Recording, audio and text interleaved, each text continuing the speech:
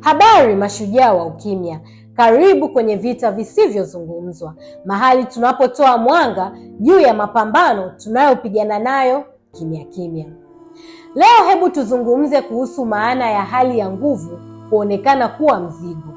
Unakuta unajitokeza, unatabasamu, unathibiti hali na kwa nje inaonekana kama unafanya vizuri.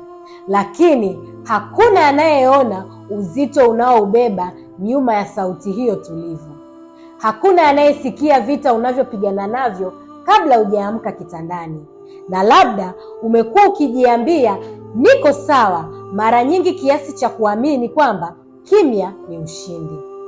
Lakini shujaa wa ukimya, hata nguvu huhitaji pumziko.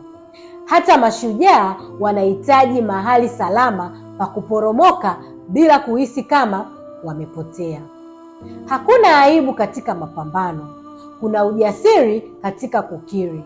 Kuna nguvu katika kusema hii ni ngumu lakini bado nimesimama. Kwa sababu baadhi ya vita vikubwa haviachi makovu yanayoonekana. Kwa pamoja tuendelee kuvunja ukimya.